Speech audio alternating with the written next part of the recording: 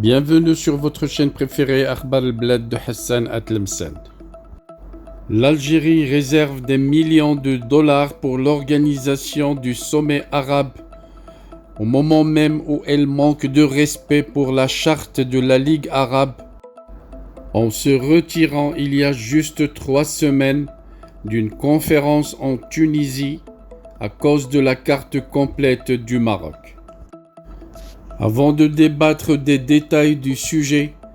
je vous rappelle de ne pas oublier de vous abonner à votre chaîne préférée Akhbar al-Blad de Hassan Atlemcen. Mais surtout n'oubliez pas de cliquer sur la cloche pour être sûr de recevoir à chaque fois qu'il y a du nouveau sur la chaîne un bip qui vous avise et qui vous invite à y aller pour être les premiers à consulter la nouvelle vidéo et les premiers à écouter les nouvelles informations sur votre chaîne préférée Akhbar al-Blad de Hassan Atlemcen. Bonsoir. Comme d'habitude, l'Algérie témoigne d'une incohérence diplomatique.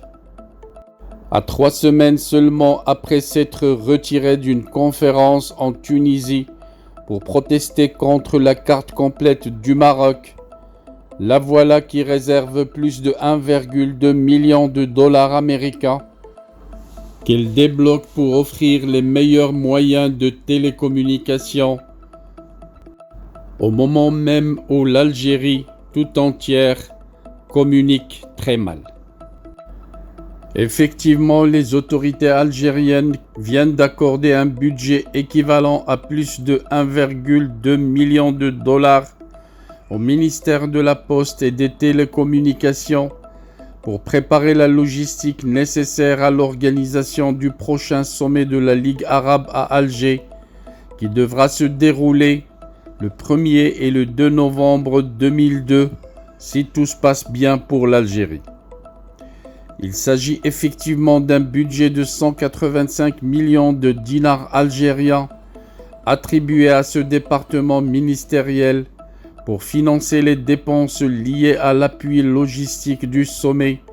de la Ligue des États arabes 2022. Selon plusieurs sources fiables, ce budget devra servir à fournir les moyens de télécommunication les plus sophistiqués et les plus adaptés aux besoins des participations à cet important sommet des pays arabes que l'Algérie veut à tout prix abriter et compte organiser en grande pompe. Les autorités algériennes ont veillé, signalent certaines sources, à ce que la connexion Internet et les diverses technologies d'information et de communication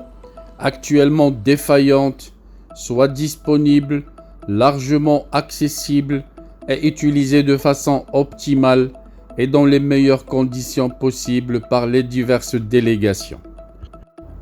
Or, et à voir ces milliards de dollars qui sont réservés à cet effet, l'on se demande pourquoi l'Algérie s'était retirée en bousillant et en fusillant une conférence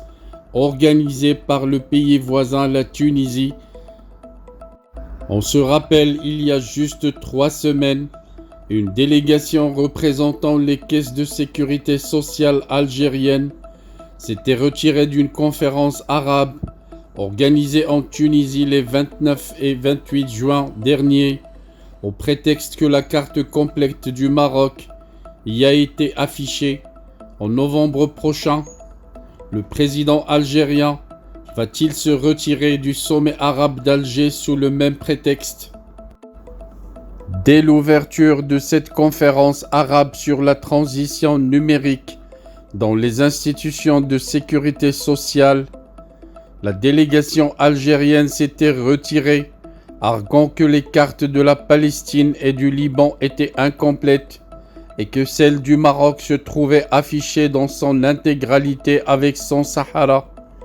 Des délégués palestiniens et libanais étant présents à cette rencontre et n'ayant besoin de quiconque pour défendre la configuration des cartes de leur pays, il est bien évident que c'est la carte complète du Maroc qui était ciblée, comme d'habitude, par les représentants de la junte algérienne car il est de notoriété publique que l'appareil militaro-politique impose à toute délégation de son pays assistant à une quelconque rencontre internationale ou régionale de toujours scruter en priorité la carte géographique, s'il y en a une, que donnent à voir les affiches de cette rencontre. Si par mégarde, des pointillés séparent sur cette carte les parties du sud du Maroc et le nord du Maroc, c'est alors l'occasion espérée pour la propagande algérienne de médiatiser un prétendu revers du Maroc. Mais si la carte du Maroc est affichée dans son intégralité, comme c'est le cas de toutes les rencontres des pays arabes, la délégation algérienne a pour ordre de se retirer immédiatement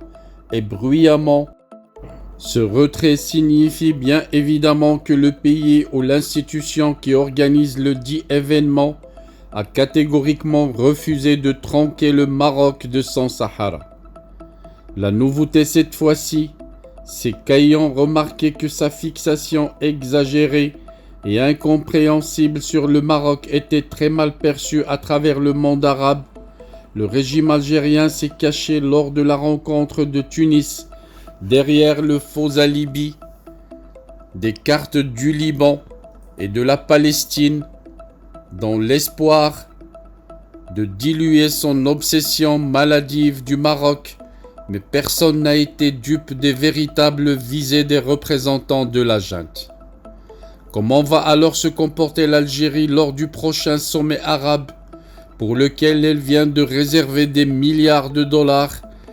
qu'elle accueille en novembre 2022 sur son propre territoire, quand on sait que la carte officielle de la Ligue arabe adopte clairement la marocanité du Sahara? Mieux encore, dans sa présentation des États membres, le site de la Ligue arabe précise, si besoin en est, que le Royaume du Maroc a pour pays voisin la Mauritanie au sud